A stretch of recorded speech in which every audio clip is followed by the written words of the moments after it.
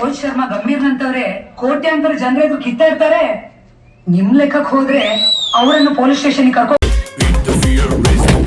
ಎಲ್ರು ಅನ್ಕೊಂಡಂಗೆ ನಾನು ಅಕ್ಕಾಡು ಕೊಸ್ಬ ಆಗಿರ್ಬೋದು, ಆದ್ರೆ ಆಟಕ್ಕೆ ಹಳಬ. ಸರ್, ನಾವು ಬೆಳಗ್ಗೆನೇ ಬಂದಿದ್ವಿ, ನೀವೆಲ್ಲ ನೋಡಿದ್ವಿ, ನೀವೆಲ್ಲ ಅಭಿಮಾನಿಗಳು ಬಹಳ ಚೆನ್ನಾಗಿ ಮಾಡ್ತಾ ಇದ್ದಾರೆ. ಬೆಳಗ್ಗೆ ಬಂದ್ಬಿಟ್ಟು ಕ್ರಾಕರ್ಸ್ ಎಲ್ಲ ಬಿಟ್ಟಿದ್ದೀರಾ, ಎರಡನೇ ಬಂದ್ಬಿಟ್ಟು ಕಟೌಟ್ಸ್ ಎಲ್ಲ ಹಾಕಿ ಹೂವಿನ ಅಲಂಕಾರ ಎಲ್ಲ ಮಾಡಿದಾರ ನಿಮ್ಮ ಹೀರೋಗೆ.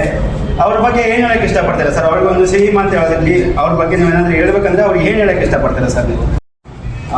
ಈ ಫಿಲಿಮ್ ನೋಡಿ ಎಲ್ಲ ಚೆನ್ನಾಗಿ ಅನಿಸ್ತು. ತಂದೆ ಮಗನ ಸಂಬಂಧ ಇದೆ ಇದ್ರೊಳಗೆ.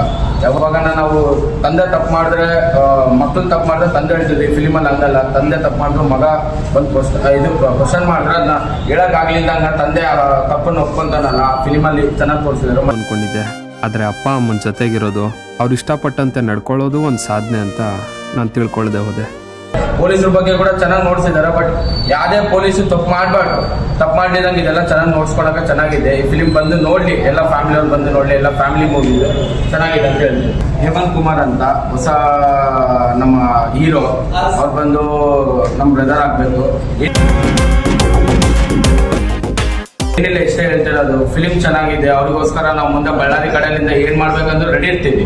ಅದಕ್ಕೋಸ್ಕರ ಅವ್ರ ಫಿಲಿಮ್ನ ಚೆನ್ನಾಗಿ ತೆಗ್ದಿದ್ದಾರೆ. ಅದಕ್ಕೋಸ್ಕರ ಎಲ್ಲರೂ ಬಂದು ನೋಡ್ಲಿ ಅಂತ ನಮ್ದು ಇದೊಂದು ಅವೇರ್ನೆಸ್ ಮಾಡ್ತಾ ಇದೀವಿ ಅಷ್ಟೇ. ಆ ಫಿಲಿಮ್ ಚೆನ್ನಾಗಿದ್ರೆ ಚೆನ್ನಾಗಿ ಕೂಡ ಓಡಿಸ್ತೀವಿ ಮುಂದೆ ಬಳ್ಳಾರಿಯಲ್ಲಿ, ಏನ್ ಪ್ರಾಬ್ಲಮ್ ಇದ್ದಂಗ. ನಾವು ಹೇಮಂತ್ ಕುಮಾರ್ಗೆ ಹೇಳೋದಿಷ್ಟೇ, ಆಲ್ ದ ಬೆಸ್ಟ್, ಚೆನ್ನಾಗಿರ್ಲಿ. ಇನ್ನ ಮುಂದೆ ಹಿಂಗೆ ಫಿಲಿಮ್ ತೆಕ್ಕೊಂಡು ಹೋಗ್ತಾ ಇರ್ಲಿ, ನಾವು ಸಪೋರ್ಟ್ ಮಾಡ್ತಾ ಇರ್ತೀವಿ ಬಳ್ಳಾರಿಯಿಂದ ಅಂತ.